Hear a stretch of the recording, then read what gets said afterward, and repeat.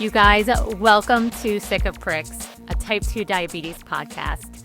I'm Mary, your diabetes bestie, and today we're talking about the gap between knowing and doing, because I don't think most people with type 2 diabetes have an information problem. I think it's the opposite, actually. We have read the books, listened to the podcast, watched the videos, followed the experts, saved the posts. We know a lot. Sometimes we know so much, I feel like some of us could teach a class on diabetes management, get like an honorary doctorate in the subject. Okay, we know a lot. We collect all the information. But knowing something and doing something are two completely different things. The tricky part is that when you're collecting information, it feels productive, like progress, like you are actively working on the problem. But sometimes it's also a really convenient place to hide out. Because as long as we're learning, we don't have to risk failing. We don't have to find out what happens if we actually try. For a long time, I thought the reason that I struggled so much was because I wasn't trying hard enough.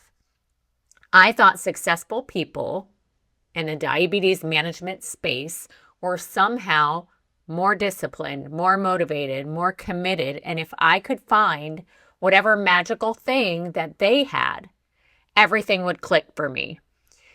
Except every time I lost momentum, I felt worse about myself because now I wasn't just dealing with the diabetes and the symptoms and the side effects and all of that. I was dealing with guilt. I knew what to do. I just wasn't doing it. How many of us have been in that spot? All of us? Okay. Sometimes I talk to myself, you guys. I talk to myself and then I answer myself. Do you do that? I knew what to do. I just wasn't doing it. And when you know what to do and still can't seem to make yourself do it consistently, it's really easy to start making assumptions about yourself. You start thinking, well, maybe I'm just lazy. Maybe I'm weak. Maybe I just don't want it badly enough. Maybe I'm the problem. Does that sound familiar? Because I've heard some version of that from hundreds of people, probably thousands of people. And here's what I've learned. The gap between knowing and doing is usually not about the information. It's about everything else. Sometimes the gap is overwhelm. People love to hand out diabetes advice. Track your food, track your glucose, track your water, track your exercise, count your carbs, read the labels, manage your stress, get enough sleep, build muscle, plan meals, cook at home, take your medication, monitor your trends, schedule all your appointments, stay positive, no pressure. It's like being handed, you know those like circus performers who spin the plates? It's like being handed 17 plates and knowing that it's only a matter of time when something hits the floor. When everything feels important, your brain often responds by doing nothing because you're overloaded. It's not because you don't care. It's because you're literally overloaded with things. And overloaded people don't perform at their best. They survive. Sometimes the gap between knowing and doing is exhaustion. This one does not get talked about enough. There have absolutely been times in my life when I knew exactly what I should do. I just had nothing left in me, nothing left in the tank. And I don't mean physically, although physical exhaustion is real too. I meant mentally, emotionally, decision fatigue is real. Diabetes is a condition that asks you to make choices all day long. What to eat, when to eat, how much to eat, whether your blood sugar is cooperating, whether you should adjust something, whether you should worry about the number or let it go. And by the end of the day, your brain is just done.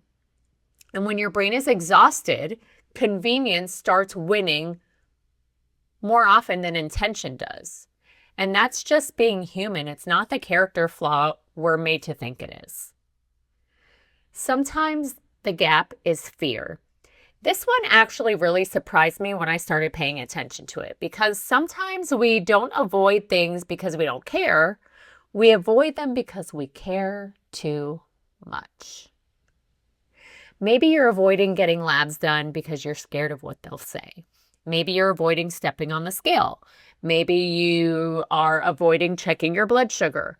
Maybe you're avoiding making changes because if you try and fail, you're going to feel disappointed again. Sometimes avoiding the thing feels safer than facing the possibility that it won't go the way you hoped. Fear, you guys, wears a lot of disguises, and procrastination is one of them. And sometimes the gap happens because we've lost sight of why we're doing any of this in the first place. Because somewhere along the way, diabetes became a never-ending list of things we're supposed to do. Check this, track that, eat this, don't eat that, take this medication, schedule the appointment. And after a while, it can start to feel like you're working really hard for a report card, for an outcome, a blood sugar, an A1C, what the number on the scale says. Lowering your A1C isn't a why. It's a metric. Okay, the real question is, what does that number make possible? I love that question. What does that number make possible? Is it more energy, more confidence, more years with the people that you love? Traveling without worry about whether your body can keep up, playing with your grandkids without needing a recovery day afterwards? Sometimes when we lose sight of that bigger picture, the daily actions start to feel pointless. And it's a lot harder to do the things when you've forgotten what they're connected to.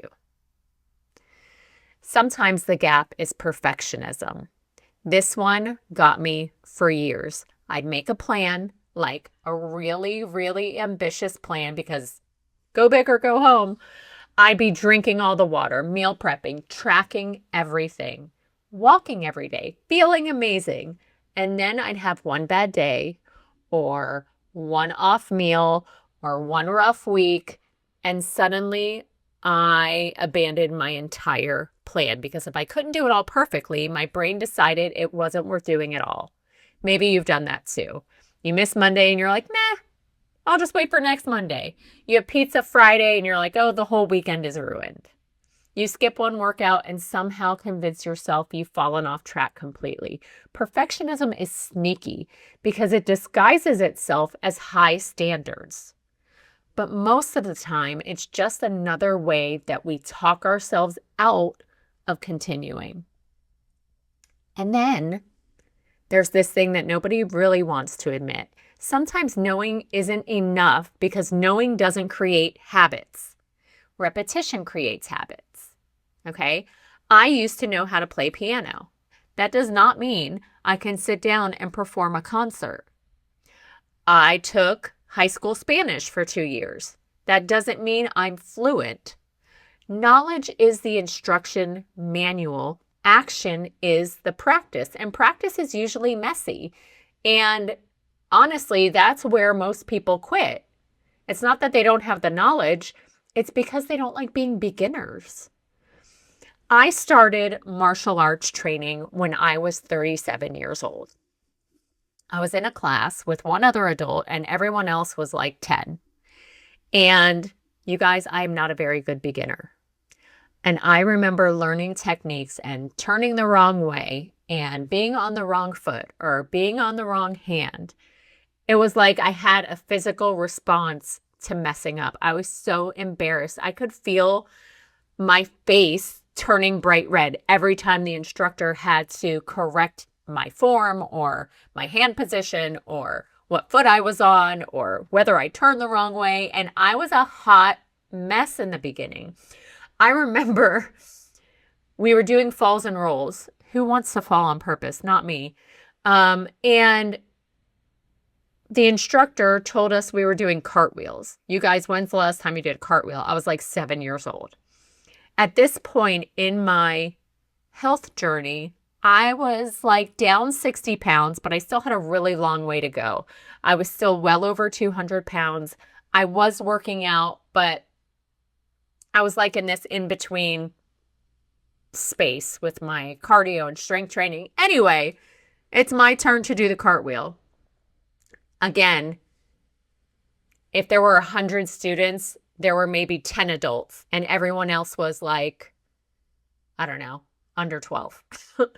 So I get up there, I get ready to do my cartwheel, I do the thing, and my arms collapse under me and I fall in front of 100 people.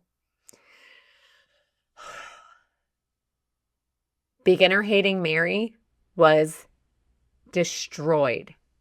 But when I tell you that the entire room clapped and cheered for me and encouraged me, it softened it a little bit. But I'm not going to lie, I wanted to run away and cry in the bathroom because I just fell in front of everyone. But I didn't. I got back in the line, waited for it to be my turn again.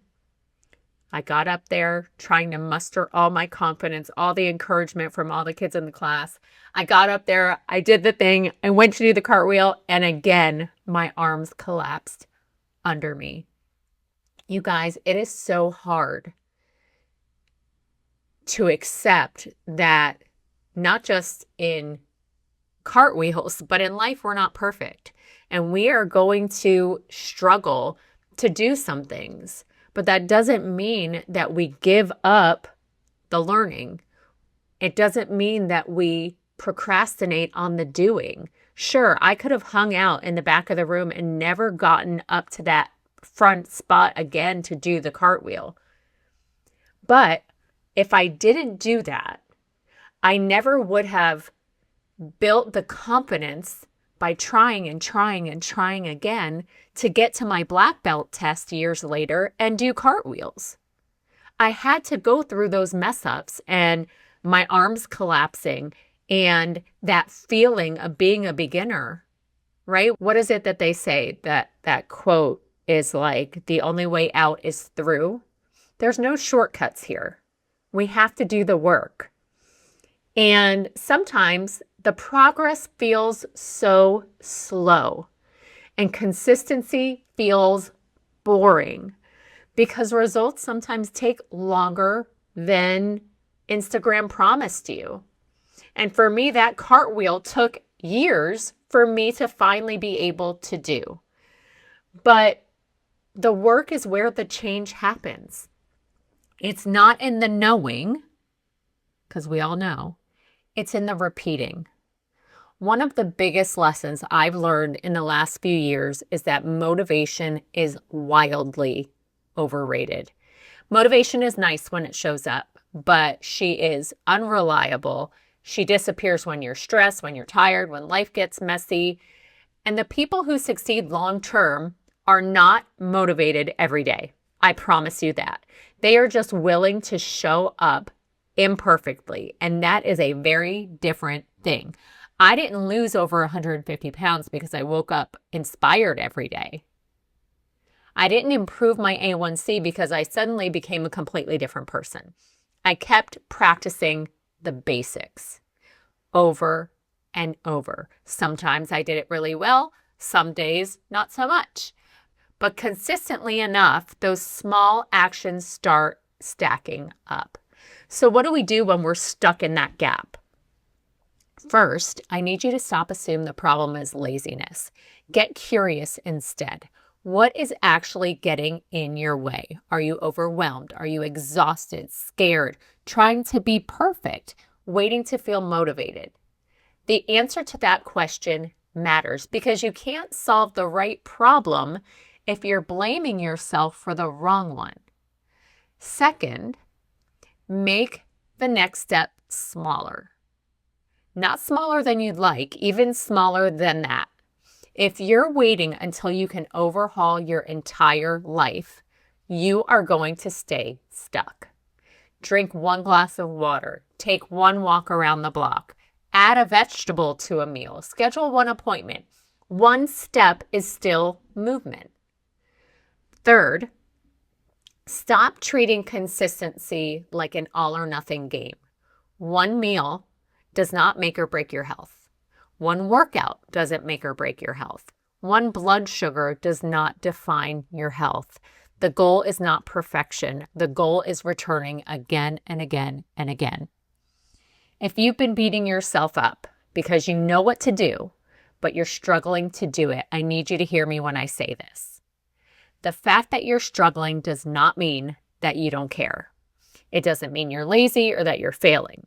It means that you're human. And humans are complicated. We carry stress and grief and fear of responsibilities, exhaustion, real life. The gap between knowing and doing isn't proof that something is wrong with you. It's just proof that change is harder than information. And if you're in that gap right now, you are not alone. Most of us spend a lot more time there than we'd like to admit. You just have to take the next step, then the next one, then the next. And eventually those steps start to look a lot like progress. All right, that's it for today's episode of Sick of Pricks. If you enjoyed the episode, don't forget to like, comment, and subscribe. It helps more than you know. And if you've ever thought, why did nobody tell me any of this stuff sooner? That's exactly why I wrote my book. This wasn't in the pamphlet. It's real life with type 2 diabetes without the sugar coating. You can grab it on Amazon or get a signed copy from my website if you want something a little extra. And if you're ready to connect with people who actually get it, come join my Facebook community, Sugar Mama Strong. It's a safe space for support, accountability, and real conversations about health, goals, and life. You can also follow along on Facebook and Instagram for more daily updates and motivation. Everything's linked in the show notes. Thanks for listening, and I'll see you next time.